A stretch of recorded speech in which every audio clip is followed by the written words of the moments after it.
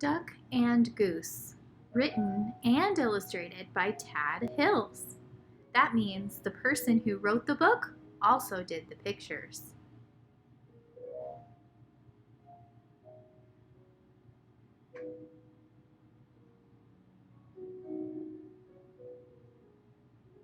Oh my, what is that? Duck quacked. That's a silly question, Goose honked.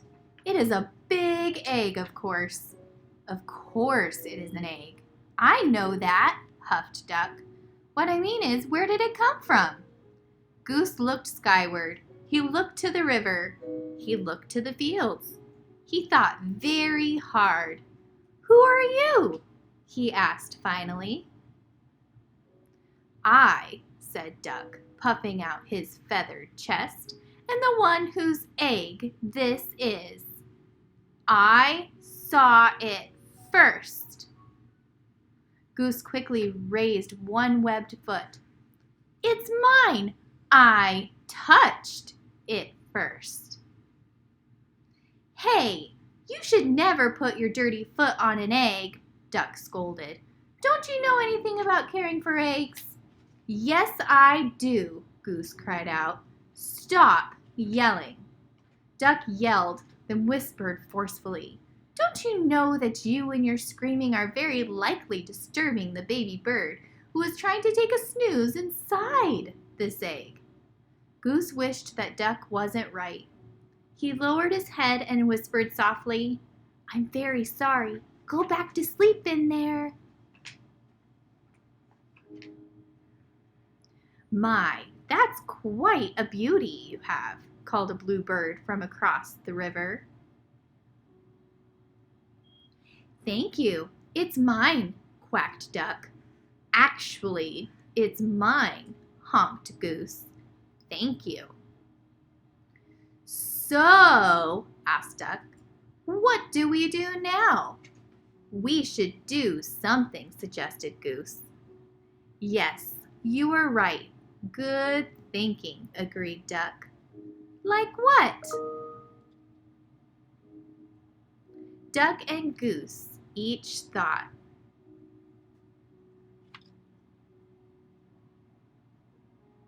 Well, we must keep the egg warm until the fuzzy little occupant is ready to come out, said Goose. Excellent idea, exclaimed Duck. He pushed past Goose. Step aside and I shall do just that. But Goose was quick too.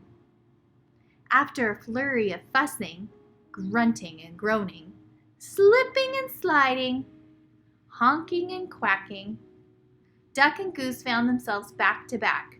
Scoot over! I don't have any room, complained Duck.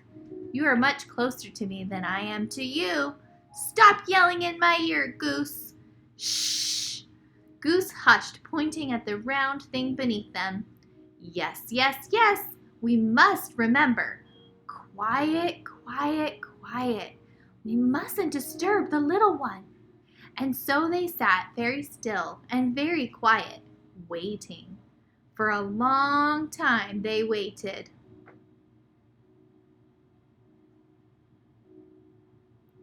They listened to the crickets chirp and the frogs burp. I am going to teach this baby bird to quack like a duck, Duck boasted. Well, I am going to teach it to honk like a goose. Goose honked back. I'm going to teach this baby bird to waddle, Goose added. So am I, Duck said. They heard the pitter-patter of the rain. I'm going to teach this baby bird to swim, Duck said. Me too, Goose said.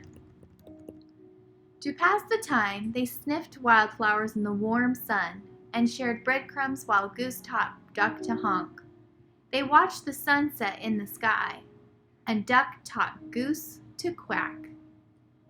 They counted the stars in the night sky. Let's teach our baby to fly, said Goose.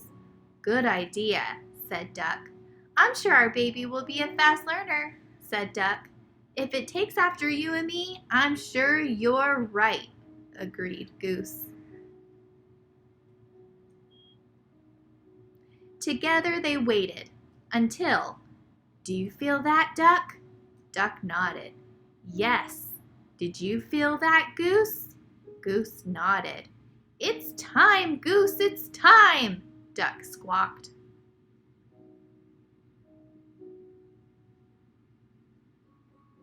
Quickly, Duck slid down and started running in circles around their egg. "What should we do now?"